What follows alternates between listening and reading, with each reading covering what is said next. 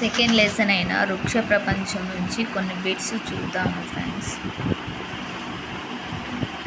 ద్విఫలదీకరణం క్రింద మొక్కలకు ప్రత్యేకమైంది. వేటికి అంటే వివృత, ఆవృత, బ్రయోఫైట్ అంటే ఆవృత బీజాలకు ప్రత్యేకమైంది ద్విఫలదీకరణ అనేది. సో ఊత వేర్లు కలిగిన మొక్కలు ఏంటివి అంటే చాలా ఎగ్జాంపుల్ ఉన్నాయి. వాటిల్లో మెయిన్ ఇంపార్టెంట్గా చెరకు, మొక్కజొన్నగా మనం తెలుసుకోవాలి.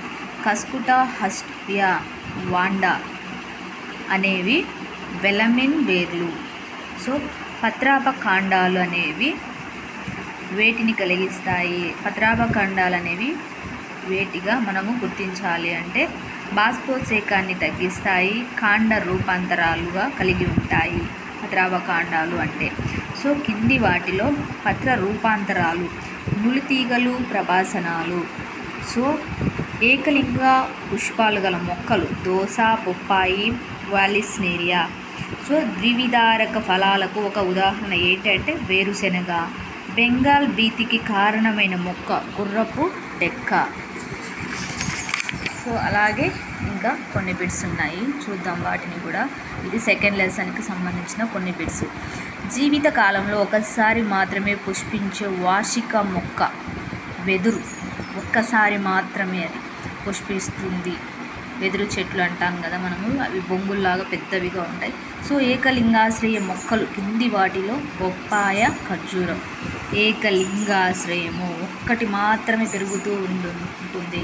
సో జతపరచడంలో 4 ఉన్నాయి. పాములు వేటి కిందికి వస్తాయంటే ఒఫియోఫిలీ. కీటకాలు అనేవి ఎంటియోఫిలీ. సో తర్వాత ఉడతలు అనేవి థెరోఫిలీ.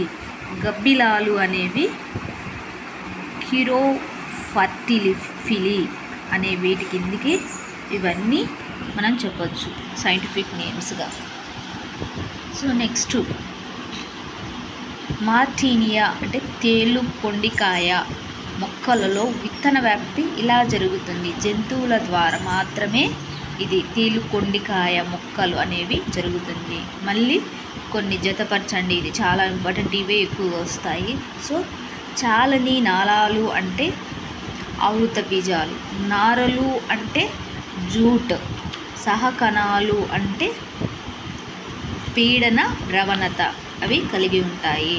సో విశాలమైన అవకాశికలు గల దారు నాళాలు కనిపించేవి వసంతదారు.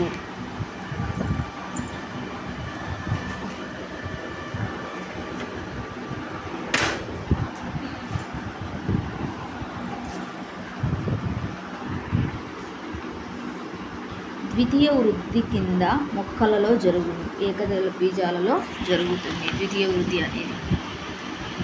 భారతదేశ ఆవరణ శాస్త్ర పితామహుడు రామ్దేవ్ మిశ్రా. ఆవరణ శాస్త్రం యొక్క పితామహుడు. పూర్తిగా నీటిలో మునిగి అవలంబితంగా ఉండే మొక్కలకు ఉదాహరణ హైడ్రిల్లా, పిట్రిక్యులేరియా.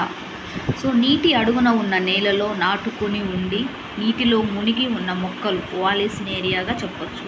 నీటి అడుగున ఉన్న నేలలో నాటుకొని ఉండి నీటిలో మునిగేవి, అవి మనకు బయటికి కనిపించవు. నీటి అడుగు భాగాన మాత్రమే వాలిస్నేరియా అనే మొక్కలు ఉంటాయి.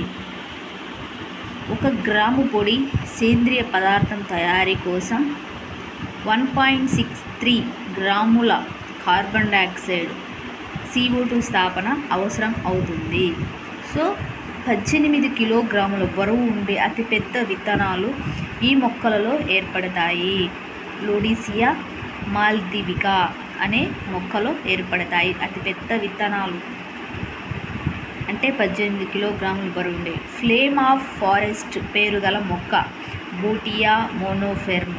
మొక్కలకు ప్రాణం ఉంటుందని, భావ వ్యక్తీకరణ ఉంటుందని తెలియజేసిన వారు సర్ జగదీష్ చంద్రబోస్. వాటికి కూడా భావ వ్యక్తీకరణ అలాగే ప్రాణం ఉంటుందని చెప్పిన వారు సర్ జగదీష్ చంద్రబోస్. నిష్క్రియ రవాణాకు సంబంధించి సరైన వాక్యం గాఢత ప్రవణతపై ఆధారపడి జరుగుతుంది నిష్క్రియ రవాణా అనేది.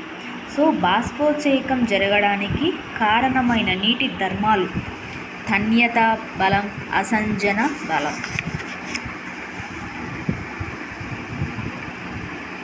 స్కోటో యాక్టివ్ పత్రరంధ్రాలు గల మొక్కలు కాక్టస్ బ్రయోఫిలం. బాష్పోచేకాన్ని ప్రభావితం చేసే కారకాలు క్రింది వాటిలో పత్రరంధ్రాలు, సంఖ్య, గాలి వేగం. సో కింది వాటి లభ్యతలో పెరుగుదల బాష్పోచేకాన్ని తగ్గిస్తుంది. కార్బన్ డయాక్సైడ్, అవభాషిణి మందం. క్రింది వాటిలో సూక్ష్మ పోషకాలు ఇనుము, కార్బన్, కాపర్. మచ్చలు గల పత్రం ఈ సూక్ష్మ పోషక లోపం వల్ల కలుగుతుంది. Zn అంటే జింక్. బీటు దుంపల్లో మధ్య కుళ్ళుకు కారణం బోరాన్ లోపం. సో Ni అంటే ఏంటి? పెకాన్లో మౌస్ ఇయర్. Cu అంటే ఎందులో ఉంటుంది అంటే క్యాలీఫ్లవర్ కొరడా తోక. అలాగే Cl కాల్షియం వేట్లో ఉంటుంది అంటే లెగ్యూమ్లో బ్రాంజింగ్. సో Mo మ్యాంగనీస్ అంటే ఇందులో ఉంటుంది అంటే Cu కాపర్లో నిమ్మలో ఉంటుంది. అలాగే Mo ఎందులో ఉంటుంది అంటే క్యాలీఫ్లవర్ కొరడా తోక. సో అలాగే మొక్కల్లో ఈ సూక్ష్మ పోషక గాఢత పెరుగుదల ఐరన్, మెగ్నీషియం, కాల్షియం లోపానికి కారణమవుతుంది మ్యాంగనీస్. సో ప్రవచనం ఏ, ప్రవచనం బి అని 2 ఇచ్చారు. ఏది రైట్, ఏది రాంగ్?